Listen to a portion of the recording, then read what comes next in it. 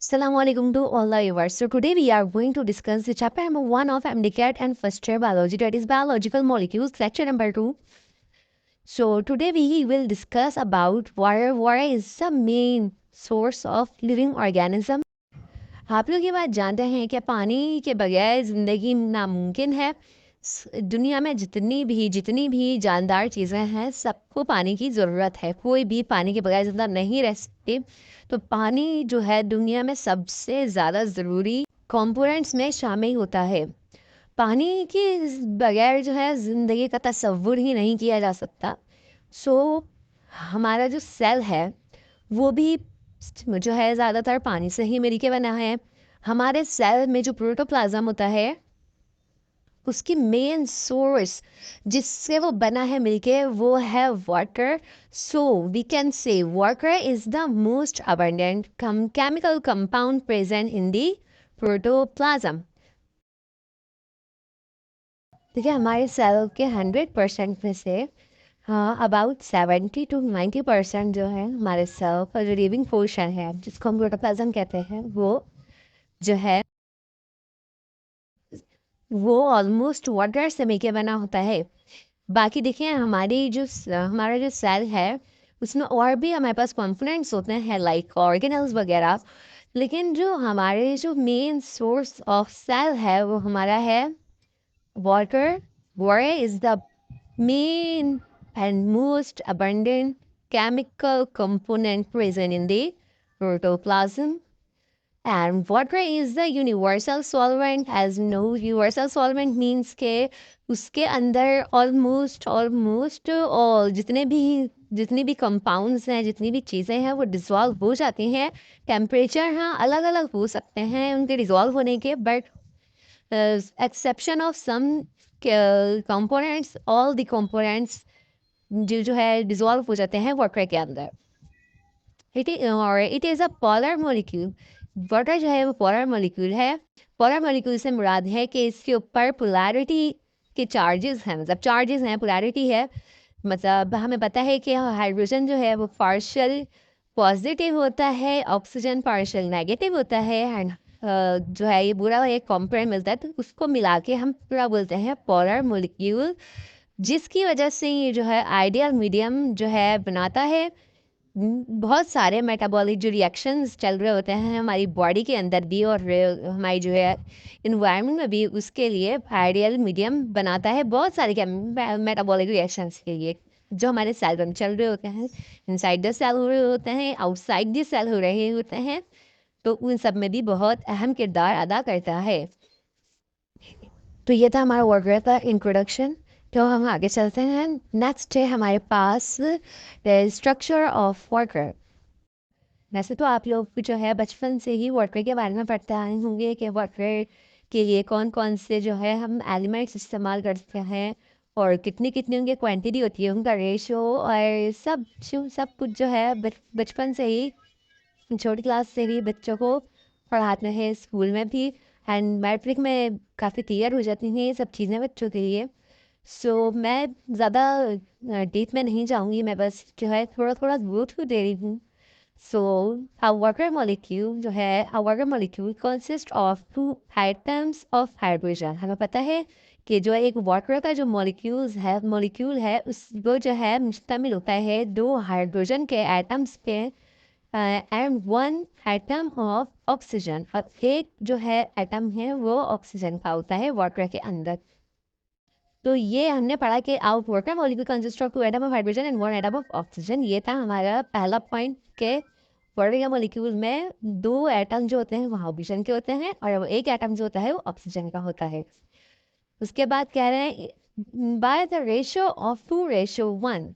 मतलब देखें हमने पढ़ा कि दो आइटम्स है तो जाहिर सी बात है हाइड्रोजन का रेशियो हो गया 2 और एक ऑक्सीजन है तो ऑक्सीजन का रेशियो हो गया 1। तो इसका पूरा टोटल ओवरऑल रेशियो बन गया 2:1 by volume।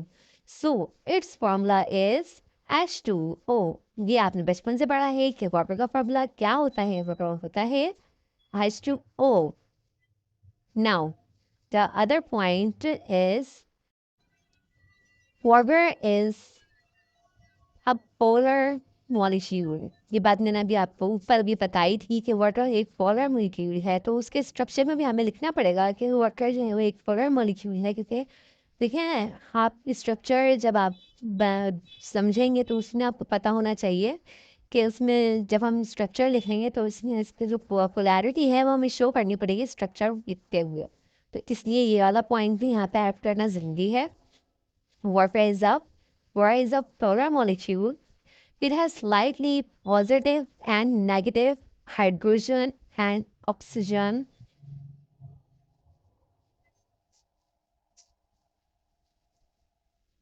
respectively. अच्छा, तो अब हम इस पर लिखेंगे जो है स्ट्रक्चर क्लैरिटी में लिखें एच और फिर इसके हमने पोलैरिटी बना दी। स्लाइड ये पॉजिटिव होता है तो इसलिए हमने इसके साथ सिग्मा का निशान भी बनाया है। तो ये इस तरीके से वाटर का जो है पोलैरिटी में जो उसका फॉर्मूला आएगा जिसमें पोलर मॉलिक्यूल लिखाएंगे तो इस तरीके से होगा। सो ये हमारा स्ट्रक्चर का पार्ट हो गया है कंप्लीट। तो अब हम जाएंगे अपने दूसरी तरफ जो है प्रॉपर्टीज ऑफ वाटर। देखो जो मैं आपको इस सब में बता रही हूँ पॉइंट्स वगैरह हैं और जो है डेफिनेशंस एंड सो ऑन, तो ये सब मैं आपके लिए बना रही समझ लें फर्स्ट ईयर वालों के लिए ये नोट्स की तरह है। आप लोग इसके देख के आप अपने नोट्स भी बना सकते हैं एंड पेपर के लिए भी इजी हो जाएगा, आपके नोट्स की ज़रूरत नहीं पड़ेगी। सो अब हम कर रहे हैं properties of water. Water plays important role in the living organisms. आपको भी मैंने ऊपर पढ़ाया कि वाटर जो है इंसानी जो जिंदा जो जानदार हैं उन सब के अंदर बहुत ज़्यादा जो है इम्पॉर्टेंट रोल प्ले करता है। सो नंबर वन प्रॉपर्टी है बिहेव एज बेस्ट सॉल्वेंट।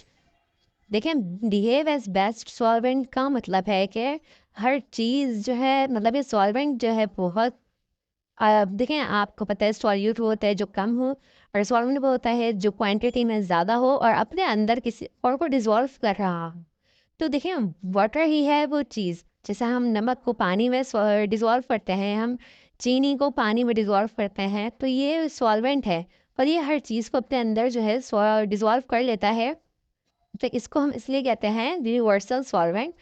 देखिए अब इसमें लिखा हुआ है water is a universal solvent therefore it can dissolve polar substances. मतलब वाटर को हम यूनिवर्सल सॉल्वेंट इसलिए कहते हैं क्योंकि ये अपने अंदर पोलर सब्सटेंसेस को डिज़ोल्व कर लेता है as well as non polar substances.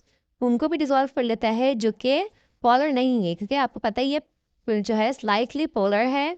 तो ये दोनों की तरह रिएक्ट करता है और दोनों को ही अपने अंदर डिज़ोल्व भी कर लेता है। तो वाटर को इसलिए हम बेस्ट सॉल्वेंट कहते हैं।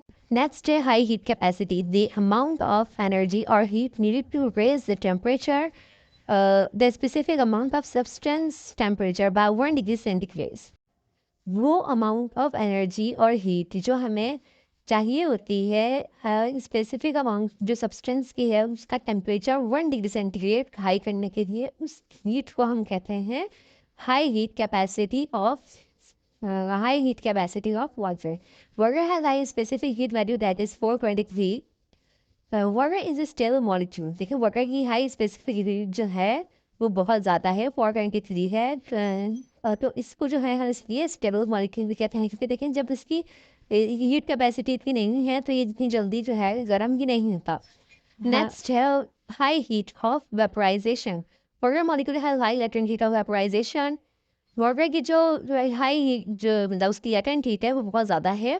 There's a large amount of heat is required to change water into vapor. बोल रहे हैं कि जो है इसी वजह यही वजह है कि इसकी लेटेंट हीट जो हाई है, तो इसी वजह से जो है हाँ वाटर जो है इतनी आसानी से एवेपोरेट नहीं होता, उसको टाइम लगता है क्योंकि उसकी स्पेसिफिक हीट जो है वो लेटेंट हीट जो है वो बहुत ज़्यादा हाई है। तो यही एक जो है रीज़न है कि पानी अगर ज़मीन में पड़ा होता है तो वो पड़ा रहता है, काफ़ी देर बाद जाके एवापोरेट होता है, वेपर्स में तब्दील होता है, बिकॉज इससे लेटेंट हीट जो है जिस पे ये वेपर में तब्दील होता है वो बहुत हाई है। नेक्स्ट है हमारे पास amphoteric molecule. Water is amphoteric molecule because it can act as both acid as well as base. Therefore, water can act as buffer.